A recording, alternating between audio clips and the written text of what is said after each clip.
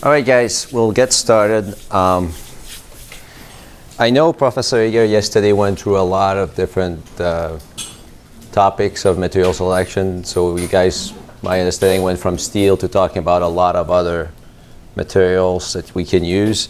As far as our part here, I'll tie into material selection for the reason that it's all related. You process material, and one of the last steps that we're going to talk about more on Friday and next Tuesday is just the final preparation. If you want to put a coating on a piece of steel, which we do a lot because steel corrodes, as you know, it adds to cost and it also adds to variation. So if I want a structure, and I'll give you a very good example, I think, and I say, well, I'd like to use steel because it's cheaper. Okay, great.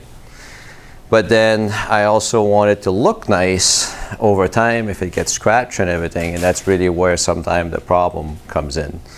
Cars are a good example.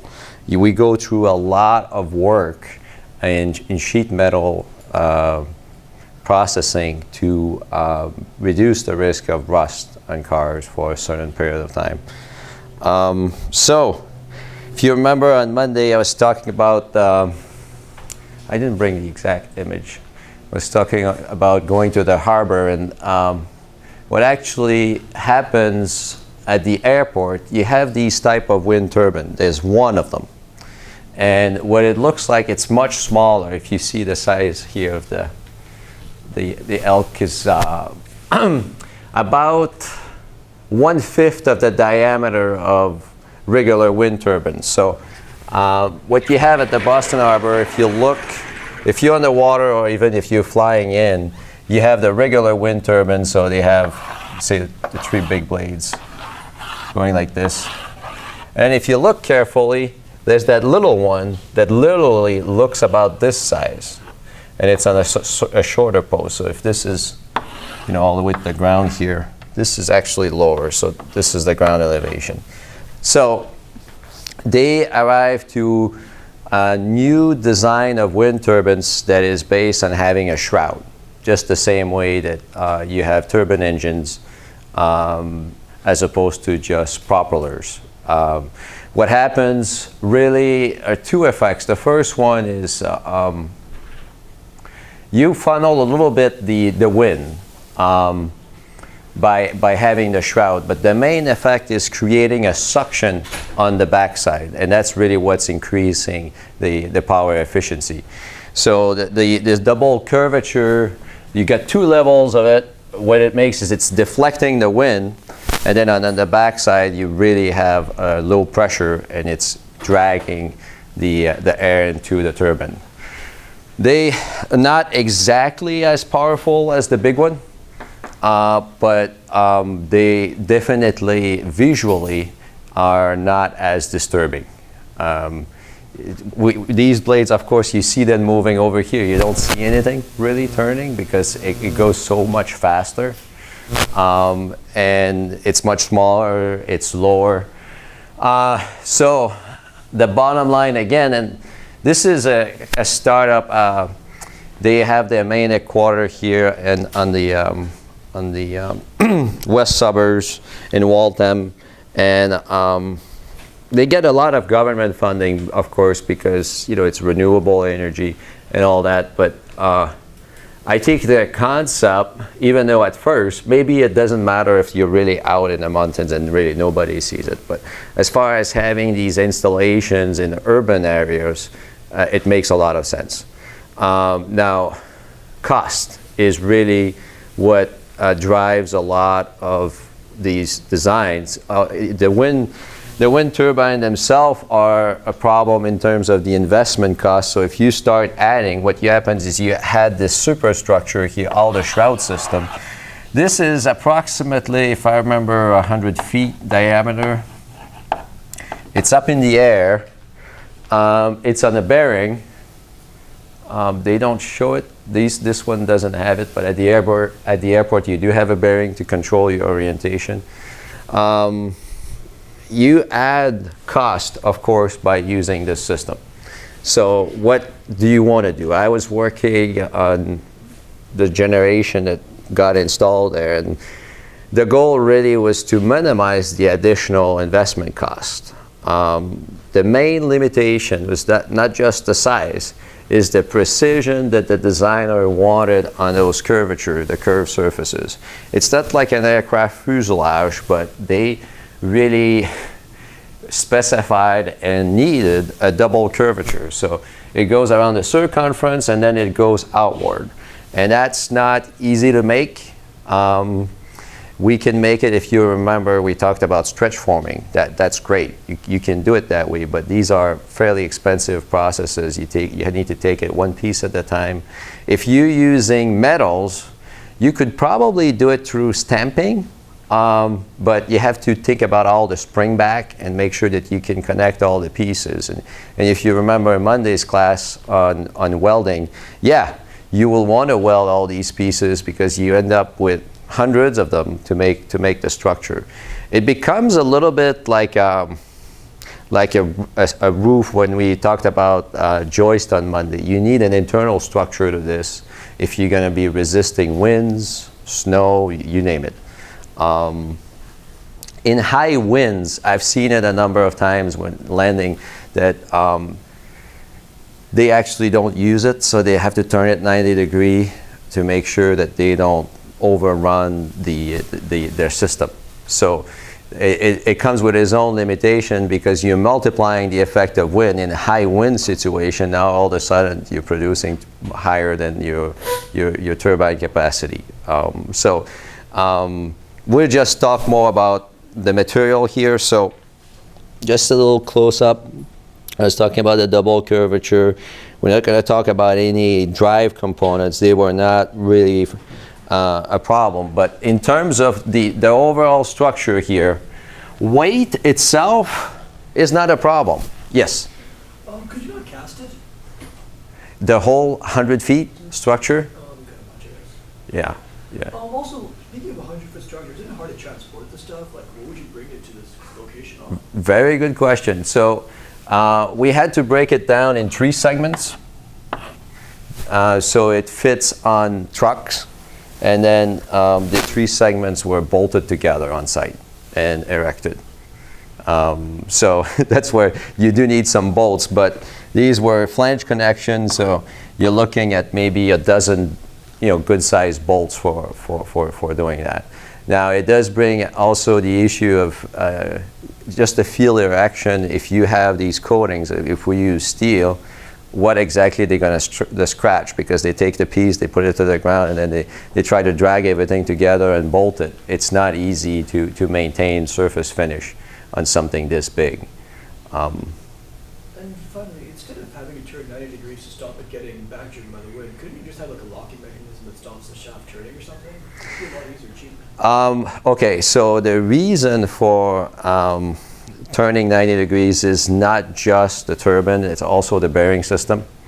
It creates a lot of drag when it's in the active position, and they had an overturning moment limit on the bearing from the design.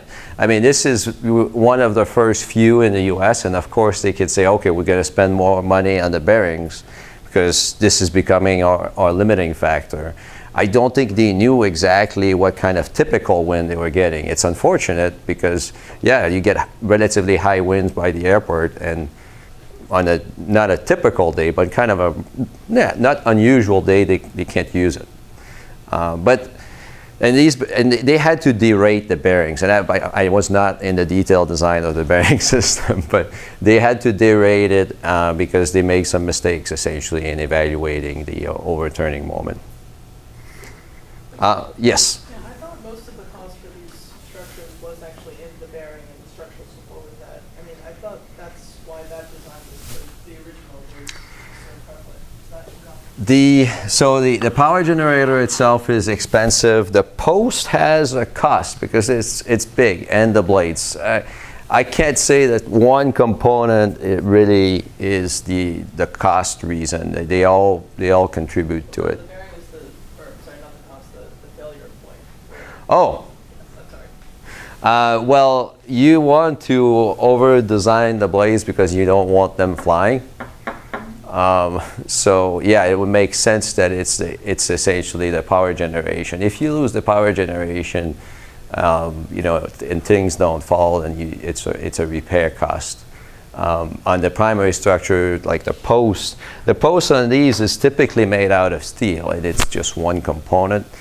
And apparently, because of all the efficiency, because they make quite a bit of these now, they got to a point where the price of the steel makes up for the majority of the cost of the support structure.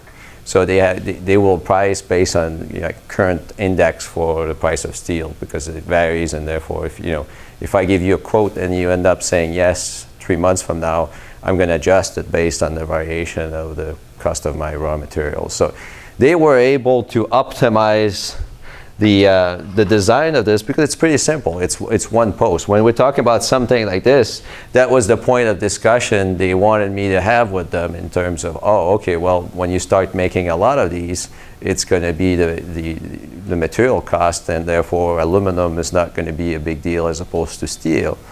But the truth is, aluminum is harder to join, and is a lot more expensive in every little piece of the manufacturing process. In terms of heat treatment, yeah, you just welded it. Now you're gonna heat treat it again to get the strength back. So not easy in terms of material selection. You could use composites when you were talking about casting it. So you could use resin transfer molding. That's something we looked at. A good amount of details. We also looked into using fabrics. And the main advantage of the fabric, when we ran some preliminary calculation, is you were getting the sagging of the fabric in high wind was actually helping in reducing the funneling effect. So it was more acting as a wall than acting as really a deviation of the wind to create the high suction. So they really, really liked that. The problem, again, was cost, because with a fabric, it means that you need the whole structure to hold the fabric, and then you put on the fabric as your surface. So the idea of using aluminum, which they ended up doing, it wasn't cheap, but they did it that way, is you can use the aluminum as your structural element as well as your surface profile for wind service. So you have essentially, if you look at a cross section of this, it'll look a little bit like this. Well, we had different design, but say I have a ring. So I have a big beam going this way, going all around, and then we had a box design too. So anyway, say if it's just an I-beam, I'm going here and I'm putting the skin up front, and I have another skin at the bottom, and that's my structural element here that goes all around, and this is just adding to the stiffness, essentially, in both directions. So it's really becoming a composite design. So we had this skin as aluminum, and then we had a steel beam here. Great. What it required was to galvanize this too, so you didn't have problem. And the main reason is we were not comfortable making this beam out of aluminum. The welded structure was going to have such a low fatigue resistance that it would have to be way, way, way too big. So that means big welds. It was just not practical for the sizes that they were looking at to do it all aluminum. And then you have issues of connecting the two together. So it's practical in the sense that the other options, which I suggested a number of times, would say, okay, well, if you want to go cheap, we'll make it out of steel, all of it. And because this is not a flying object, if you can afford a little bit more on just compression capacity of the bearing. You're reducing your overturning moment if you have more weight. So yes, you need a slightly bigger post. Anyway, it wasn't, from a structural standpoint, it was pretty reasonable. From a management standpoint, they were just too worried about rust, and I couldn't guarantee no rust. So the idea of having the whole structure out of steel was kicked out just on the basis they didn't feel that they would get all the surface protected. And we'll talk about surface protection, so that's going to be our deal for Friday.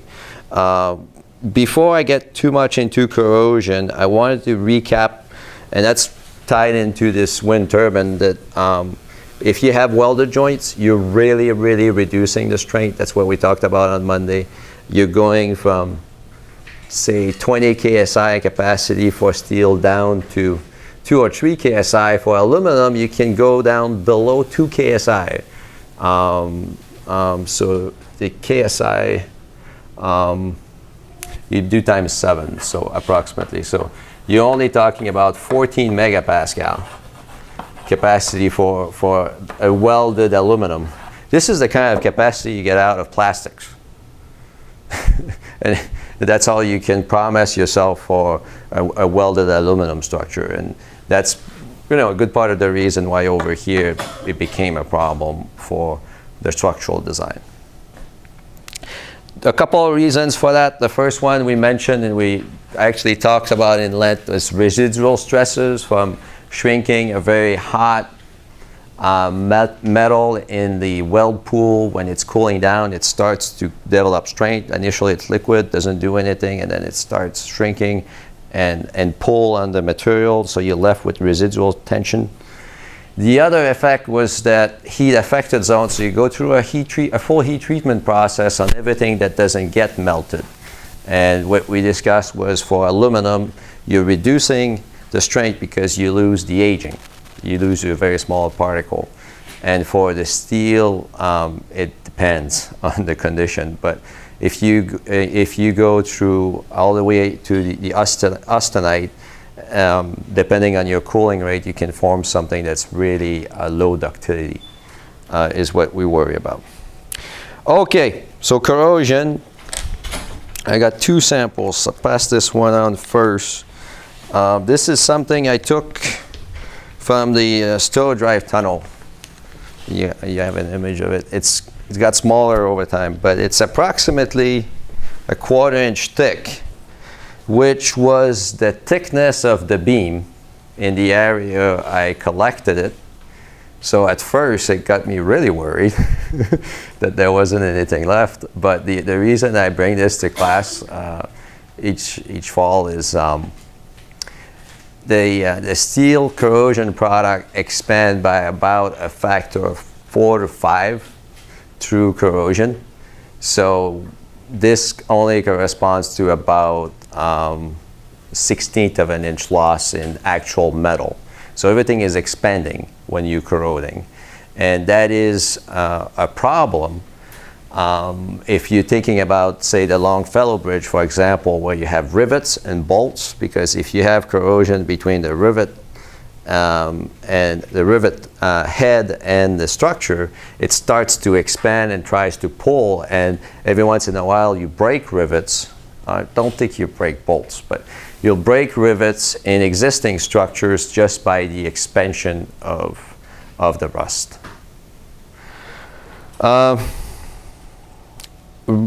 Corrosion is a big problem.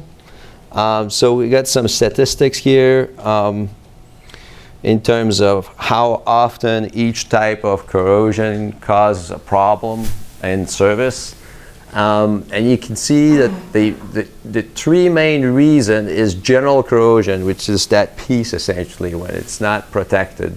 Then we have stress corrosion cracking, which I'm going to talk about that in the spring class, but we just don't have the time. Pitting, we're going to cover it a little bit on Friday. So those 3 altogether amounts for 2/3 of the issues with respect to corrosion. A lot of the other stuff is really known. For example, our main dome here, You have some copper gutters that connect into more, modern plumbing systems, and you have to isolate the two. And that's what, when you go to the smaller percentages here, you see galvanic corrosion. When you have two different metals, you have to isolate them so they're not in electrical contact. Otherwise, you really form a battery effect between them, and you really increase your corrosion rate. So it just means a lot more care, and people that know about this, you make a copper roof, you can't use steel nail, that sort of thing, then you avoid these problems. But every once in a while somebody forgets about it, or there are situations in pumps, for example, if you have a big submersible pump for a district water utility and the pump is not in service and you have different metals in it, which is very typical to do, then you encounter that risk of having batteries forming between the different metals in the pump, and you break the pump. These are just a little bit of a more detailed view on what can happen in corrosion. The one I think I want to emphasize is this crevice corrosion. When I was talking about the rivets, it's pretty typical if you try to protect a little bit rivet line or bolt line and you really have a corrosive environment. What happens is the condition under the joint is different than outside the joint, and that itself creates a battery effect. So there's a lot of risk in terms of having overlapping structures and bolted connection for corrosion resistant that you completely avoid if you have a good fusion weld. So if you're looking at making a big structure, say an entire lock system for ships, you go in the channel and all that, it's going to be exposed even to seawater sometimes, and they want these structures to be welded so you don't have anything that's hidden and subject to a different corrosion than what the overall part is made out of. Yeah, the hydrogen, we've talked about it a few times, so I don't think we need to go there. So that's good. Let's go to steel again. The idea of corrosion is always, and that's something that I struggle with until I think I find out that regardless if I'm talking about just a piece of steel that you put outside on a wooden deck, it's the same process that's taking place here with all the reaction and the anode and the cathode. In other words, even if I have only one metal, the piece of steel, it's going to have locally on that same surface anodes and cathodes. And the main difference is between having pitting corrosion, crevice corrosion, or galvanic corrosion, all these corrosion. The main difference is if it's just a piece of steel, normally the anode and the cathode is going to change location all the time. So if you were to go with, if I have one surface, and I had a video of this, but I don't think we need it. At 2 points in time, say I have my different anodes and cathode here at 1 point in time. It's all random, so I get the reaction to take place between those two, and I got some reaction taking place here. If I look at another point in time, it's just going to be different, and I can't tell which way it's going. And that's why at the end you find that's roughly uniform, although a lot of times there is roughness left over. But it's always based on a reaction involving the electrolyte and the transfer of electrical current. So all that means is for the reaction to take place between those two pieces is they're part of the same piece of metal. So that's great. So that makes one of the first conditions, you get the electrical connection. And then they need to be submerged in the same environment. What happens with steel outside, if it's a very moist environment, for example, you still have your electrolyte. It's a very, very thin film of moisture on the surface that allows for the ions. because the ions are only going to travel on the surface to go from one spot to the other. But I think you can all see that if it's just moisture, it can't travel as far than when it's completely submerged in water. And the same way when I was talking about the big pumps, if the flow is running through this, and I have two components that are far enough, two different metals, they never get to share the ions, so I'm not going to have the corrosion taking place.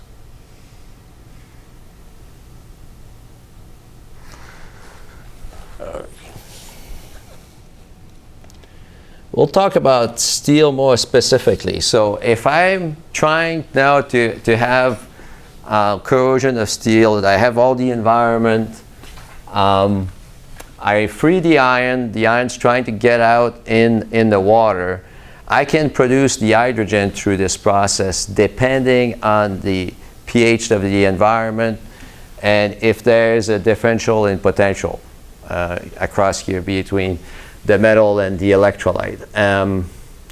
It's relevant for pipeline maintenance and pipeline protection, which we'll talk about a little bit. The main idea here is, of course, I'm starting to create a little hole, and then if it's steel, what will normally happen is I get more iron in that little area here that I'm creating, and therefore the chance of having more dissolution of that iron in that area is lower. I already have more into the electrolyte, so I'm not going to be driving as much more into it, and that's the reason why this pit is going to change location at some point, because it's harder to put into solution my ions. What is different with copper, stainless steel, and aluminum is part of the big deal here is breaking the natural oxide layer, the protection layer. And when I manage to do that, it will tend to continue to dig that hole. That's the main reason why with structural steel we don't really talk too much about pitting, because there's no reason why after corroding a little bit into one area I wouldn't move to the next one.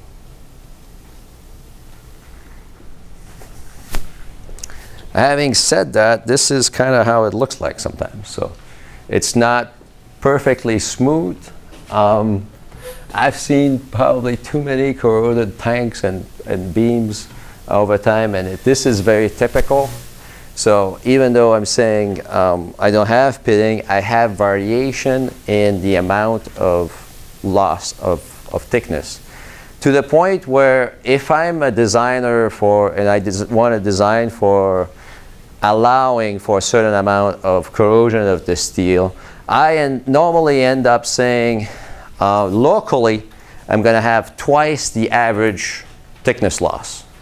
And it's just a rule of thumb that is really used by engineers, just because you can't expect the whole wall to be the same amount. You don't know where your weak point is going to be, but you give yourself a factor of 2 allowance. Now, this is actually my collection of data about what you can expect for loss in thickness. It becomes very significant. You would be surprised how many pieces of steel we drive into the ground with no protection whatsoever. And the reason is because we know, we have an idea of what's the maximum corrosion rate we're going to get, and we're happy to live with it, even in the ocean sometimes. So when I was preparing for the class today, I was thinking, well, yeah, it's corrosion control that I want to introduce you to, but sometimes corrosion control just means corrosion allowance. You know it's going to happen, and you decide you're going to be okay to live with it. So if you have a submerged condition, this is the number I've always liked to use. The 4 mils per year is very typical, and it's so 4 mils is about 1/10 of a millimeter. So it's only 100 micrometers. It's not a huge amount if you're talking about a large piece of steel that's 1/2 inch thick.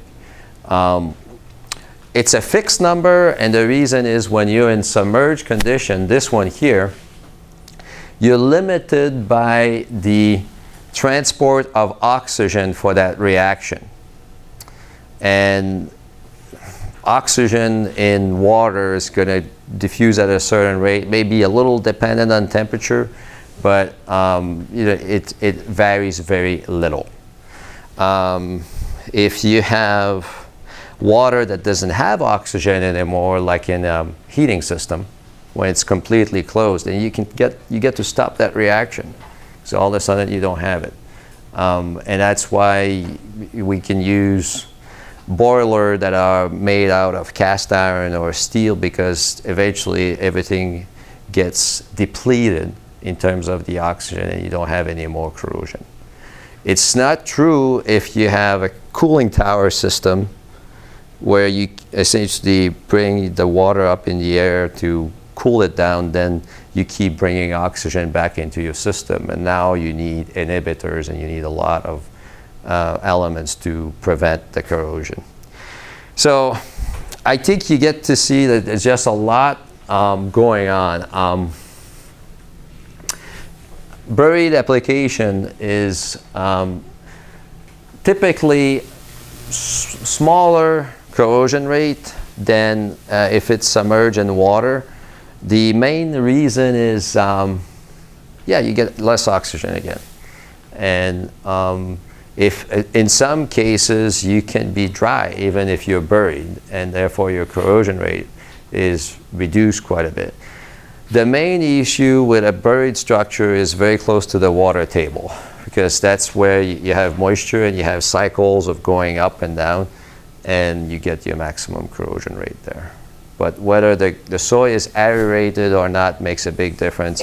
I mean, one significance of this is I worked, for example, to sheet piles for retaining walls. If, say, you have a dam and you want to make sure that all the material, even way below, is not going to get saturated with water. So you isolate all your structure with these sheet piles. So it's just these Z-section that you see around here on construction site. You drive them into the ground and they're going to retain most of the water. You could provide these with galvanizing. I think that for long-term dam application now, it is what we do.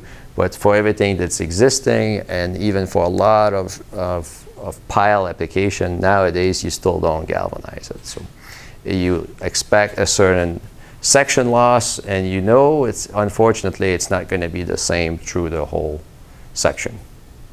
So if you knew where your water table was, you could potentially just galvanize that section and get away with it. It's just harder to do, because there's always going to be seasonal fluctuation, and there's sometimes limited information about where exactly it's going to be. On big projects, if you look, you probably seen the First Church of Christ Scientists is the one you see on Mass Ave in Boston. It's a very nice architecture, very well done, but they were on wood piles. So everything that over the years with the moisture, you start worry about what you're going to do with the wood and how much settlement you're going to tolerate before you start doing something. Anyway, there's a day you decide, I'm going to go and put some steel down there. And of course, you could arguably say, okay, I want to do this long term, I'm going to galvanize everything. Then you go to the site, you realize they're going to use a lot of welding to connect the pieces together. So they're not happy with your galvanizing. And what we ended up doing is really was providing cathodic protection the same way that you would do with a pipeline. So went through the whole installation process, got the piles into the ground, and we had permanent anodes put in, and we applied a current, an impressed current, to make sure over time you wouldn't have any corrosion. The beauty of impressed current, which we'll go into more detail, is it will be used where you need it. So you can You can decide you're going to put some coating on the pipeline and reduce the use of the current. But if you have one spot that got scratched during the installation, or that is at that water table that we were talking for soy application, it will be protected. No problem all the time, as long as you keep providing that impressed current. So the issue here with soy is a lot more variability. It could go higher than fresh water if you have salts, because I give you that bulk figure here of 4 mils per year, which is very typical. But if you have cycles of dryness and you have a lot of chloride, so that's salt water for piers, you can double it or triple it locally in terms of your rate of corrosion. So now we're talking about 200-300 micrometers per year.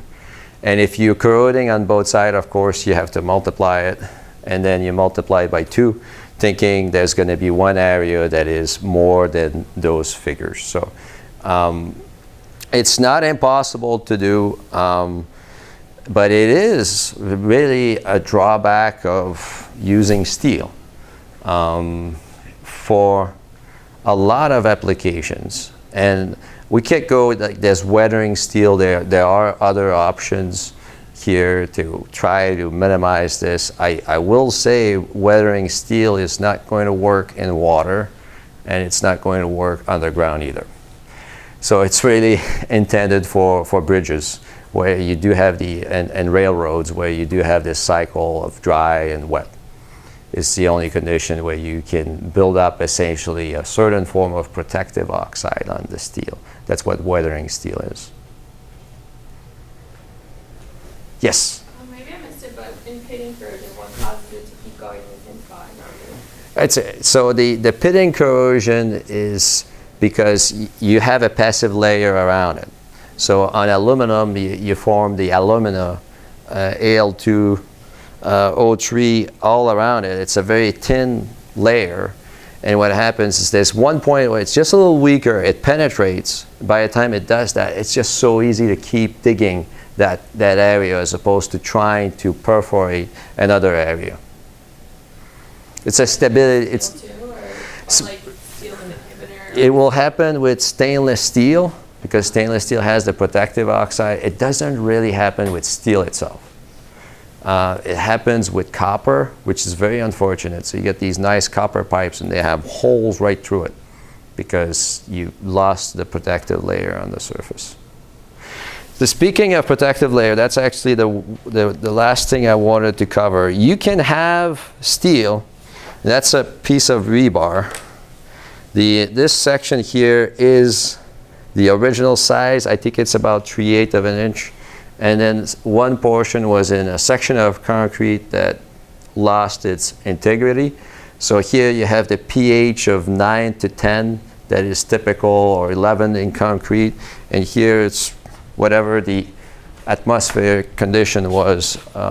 So this is typical of parking lots where it's the degradation of the concrete that happens first, and then it leads you to corrosion. So with the steel, you can see a zone of stability here for a protective oxide that's pretty narrow, and it's in the range of pH 10. 10, 11 is where you could say the steel is going to have that protective layer. Whether we're going to form pitting there, I haven't seen it. I think it would be possible, but the problem is they kind of come together. So the main way we protect the steel is with concrete or grout around it to get it to that pH. Then when you lose it, the pH changes and it starts corroding. So I've not seen the pitting. In industrial processes, we may be able to. I just haven't seen it myself. The beauty of aluminum is you are expanding that zone of stability. So over here, you're looking at all of this zone here where you have a fairly stable film layer. So it's a pH of approximately 3 to 9, where you don't have to do any real protection of the aluminum. It's not going to corrode. Except if you have chlorides. So the chlorides will really try to break down that stable layer. If you have, of course, if you have small particles and then all of a sudden you have a little bit of acidity under these particles. I've seen that on more architectural aluminum. You can have some of these very local pitting situation. Cleaning solutions with aluminum can cause pitting. It's just about getting outside that range from about approximately pH 3 to 9. On that tangent, aluminum can be subjected to corrosion in concrete. So you go beyond the pH for which it's protected. So things that work for one doesn't work for the other. And there was a student that came to me asking me, well, I did this reaction with aluminum when I did it in the acid, did this. When I did it in water, it did something else. Well, there you go. If you're in the acid, you don't have your protective film, you will not have the pitting corrosion, but you'll have general corrosion, essentially. So that's really something to think about. I was really trying to give you an overview here. So we talked about different types of corrosions. I think, yes? I'm sorry, the last two columns you have for aluminum Yep. and steel, how do you see stability? I guess I'm missing the indicator on the. Yeah, these are phases. So here you have aluminum that's stable, and here you have the aluminum oxide that we like that's stable. Here you have ionic aluminum. So it's kind of a phase diagram, and in between you have the two phases zone. But instead of being composition, here you have pH and you have the potential difference between the phases. It's not, I'd say, it's not like we use a lot of these values here in potential. If you're in a given environment and you don't have an impressed current, you're close to zero here, so you don't have to worry about that. But you can see with aluminum that you could also impress a current and be stable without relying on the oxide, if you will. It just takes a lot more voltage. So it's just a way to look at it in a broader sense and how you get the stability of a certain phase. Yes? So in that plot, you're looking at the column between 3 and 9, and then you're taking it over to the zero potential, right? Yes, Okay. and that's our stable oxide for atmospheric condition. Well, you know, no impressed current condition. Now, if you're in a galvanic mode, that's where you start moving up or down, and eventually you can have the aluminum also corroding, pitting. If it's in contact with more noble metal, it will pit. But it's a great material as long as you use it within that range. Yes? What's the difference between like an oxide film or a passive film and a scale? Oh, okay.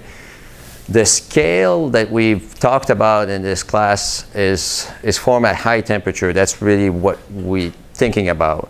And it's from more of an oxidation than a corrosion reaction. So it's kind of dry out there, but you do have oxygen when you're processing steel, and that's when you form that scale. So it is still, an iron oxide, but it's not the same type as rust, because it's not as hydrated as the regular rust that you form through corrosion. There's just about 3 or 4 states of oxidation for steel, and to tell you the truth, all I can remember now is that it's more hydrated when you do it in corrosion than in oxidation. So you can tell after the fact. And a lot of times the mill scale will actually be a form of corrosion protection. It's not perfect, but it does help. Yes? What gives rise to like the local variations in potential? I feel like a metallic phase is going to work really well to create like an even potential. Right? Oh. Kind of phase. Yeah, okay. You talk about why I take a piece of steel and all of a sudden I have anodes and cathodes, essentially. Yeah. Well, one reason is it's not like steel has tremendous electrical conductivity. And the distance between these anodes and cathode will depend on the electrical conductivity. I think that, I guess one way to think of it is when you have all the ingredients, you have your electrical contact and you have your ionic phase, you'll essentially be having all these fluctuations again. And we talked about fluctuation in diffusion and phase transformation. So it's the same thing here, that if all of a sudden I start a reaction, it's gonna continue. It's gonna be stable as opposed to disappearing on you. So then the main driving force here is not so much just the idea, oh, I'll take some material here and I remove some material there, is the oxidation. Oxidation will reduce the free energy of the system. So as soon as you have just a little variation, it will grow. So it's kind of a nucleation process, and then it will be more polarized. That's the best really I can say about this, because you're right that you know, if it wasn't for creating that kinetic, everything would be the same potential everywhere. But as soon as there's a small variation, now all of a sudden you can have that reaction that decreases the energy. It's taking the metal back to its natural state. It's really what corrosion tries to do. And it loves to do it. Anytime, in any way that you can. What you need, again, is anode, cathode. And if they're not there, you'll make them. But the main, and I'm underlying this, the electrical pad and the ion pad. So if I have a piece of copper and a piece of steel, when I was talking about that roof, and I drop them in water, fine, no problem. Now, if I put the nail into the sheet of copper, is really where the problem starts, because now they are electrically connected. And I'm going to have that transfer of electron from one material to the other. So the best way to deal with it in pumps is if you can have gaskets, if you can have dielectric connection that prevents the electrical pad. That's how we isolate the underground plumbing from the plumbing in the building, for example, and make sure that there won't be any cross effect of potential. Because I want to protect the pipes underground. Like, I can't try to protect them in the building. It's not in water. So that's where we have to use all these connections. It becomes very tricky. In the building, you need to ground the piping, and underground, you need to polarize it so it doesn't get corroded. So these transitions are called the dielectric connection is very useful and needed. As most situation, you want it really. It doesn't mean they do it all the time for residential, but for large structures, you really want it. Yes? For underground pipes or pipes that would be in the water, even if you were to add a charge, do they not locally create anodes and cathode situations as well, or does the adding a potential? So adding the potential now, all of a sudden, there's no place where you can have that reaction anymore, because you